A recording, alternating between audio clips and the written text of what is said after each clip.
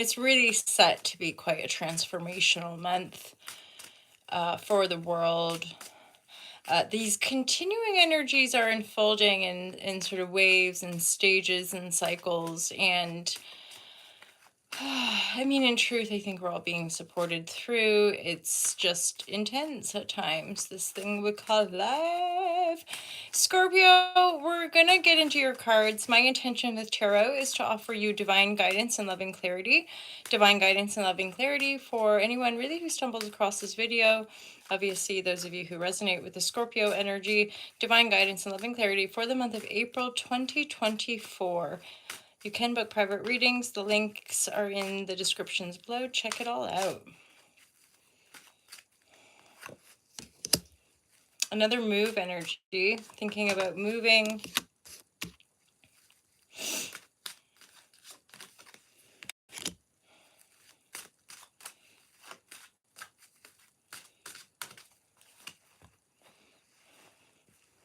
So there's an earnest desire to get to calmer waters, to take what you need and get to kind of greener pastures or calmer waters in your mental state, Scorpio.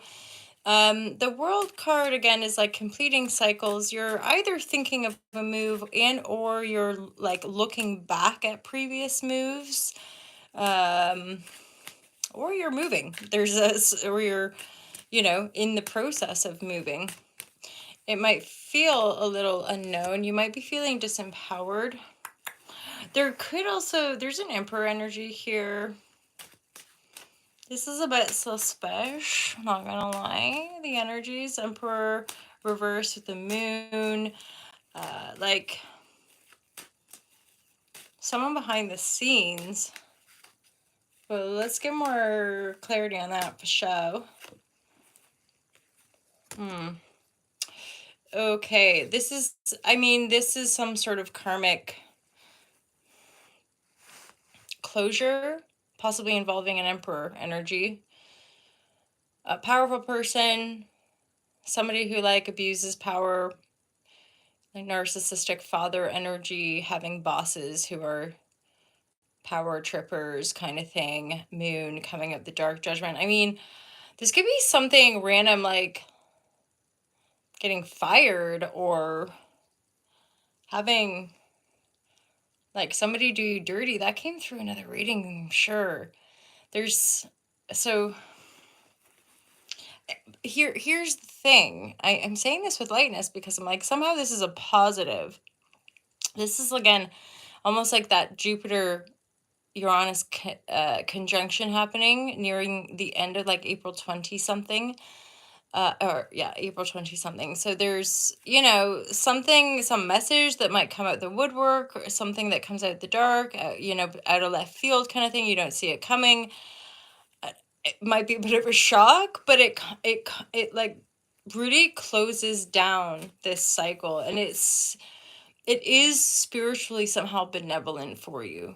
Holding the line, holding our center, holding our fort, holding our world from within. There's a real, you also have like the judgment and then the world. So this is a real momentous buildup, I'm hearing, to closing down certain chapters, reflecting on past moves, past even celebrations, past honeymoons, reflecting on past times when people came together. That's another interpretation of the Four of Wands. Maybe I'm getting this feeling of a sense of longing with that energy. Libra, there's your energy with the Queen of Swords. So Libra, Gemini, Aquarius, moving forward, feeling self-directed. It's almost like this situation with the Emperor could somehow liberate you, even though it's not your obvious plan and it might kind of come out the woodwork or come out of left field. It might be a bit of a shock. It kind of sends you off on another path that is more aligned with your higher mind or like the direction you want to go in. Or I said Libra at one point, didn't I? Scorpio, my apologies.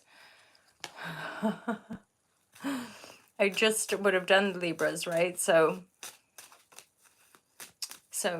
So, Scorpio, there's a Libran energy, Gemini, Libra, Aquarius, and or you are being elevated into that higher aspect of yourself, feeling more directed, feeling like you know your mind. I heard a reader interpret this sword energy as almost like the most masterful. Mastering the mind is like you've already mastered the other elements to master the totality before going into emperor empress status. So yeah, I okay, so 8 of Pentacle reverse. This is definitely work related for a lot of you. Harsh words I'm hearing, like just this emperor character. Do what you like with the genders and general readings, but the emperor energy coming down and it.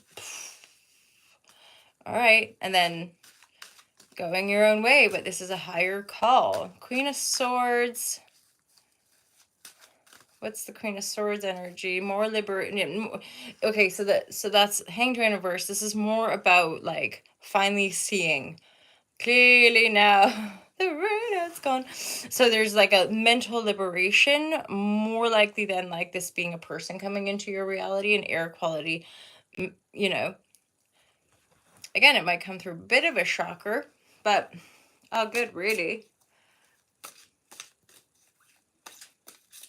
I mean, the world card would be like holding your own and being in a bit of a transition anyway. Thinking, is this the right relationship? Or is this the right job? Or what do I really want moving forward? And then some certain avenues, situations are just likely to be kind of cut out or changed quite dynamically, seemingly maybe out of your control, but again, for your higher good, as annoying as that might sound. But it's likely to energize you. I'm going to pull some more cards for additional clarity. Yeah, the Knight of Wands makes me feel like it's going to make you feel, I could get momentous energy here too with the Knight of Wands. This is an energy kind of up the wazoo, as it were, like feeling like, woo, ready to go, ready to move forward, ready to initiate, ready to have some action here.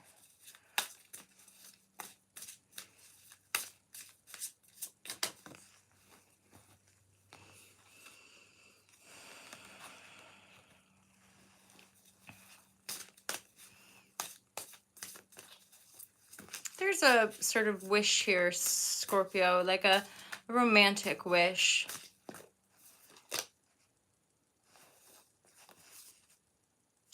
Yeah, I mean, like most, I think you move through life. There's often endings of things. There's painful things. There's, confusion, heartbreak, conflict, having to let go of things that just don't work out, right?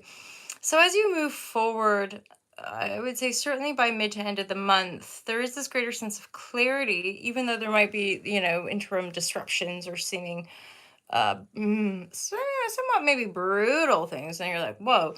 But again, it offers that clarity to help move you forward and start to initiate momentum in a more, I guess, focused way.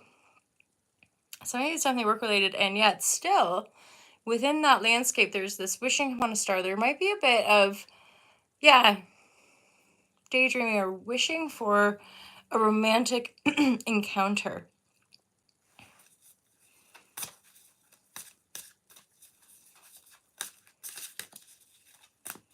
As you move forward, right? Interesting. 8 and then stuff. So, yeah, I mean, this is really all good. Moving forward can actually help you up level financial situations. With the 9 of Pentacle here contained, you sort of just moving forward with what's necessary, letting go of the rest, letting people do their thing, but you definitely knowing your worth to move forward in this sort of illuminated way. With that 9 of Pentacles, I'm thinking like this really is your pathway to like self-made contentment, which offers a greater maybe potential for that belief in more either romance or just simply love, like just straight up having more love in our lives. See, this is also sacred geometry, like trusting in the divine orchestration of everything. Hence why people, why manifestation, why imagine, why allow ourselves that reflectivity and inner awareness stuff, because that's the art of manifestation. That's how we hone that skill, is by moving through these cycles, right? Moving through this life. And so the sacred geometry is like a deepening of your own, I guess, divinity, alignment, thus. So, like, again, finding more of the higher mind, moving and or pursuing that. Be mindful of your sensitivity, Scorpio. The octopus card has come out. Funny, in most of the readings, there's like just these subtle layers of potential hindrances or obstacles. So the octopus energy is about not spreading ourselves too thin. Something, noticing that color lit up on the crown as well. It makes me think a couple things, like, well, light up, being like download, but then also like being a bit heightened or overstimulated, and having our heart limbs reaching out in all the different directions, and knowing when it's time to retreat.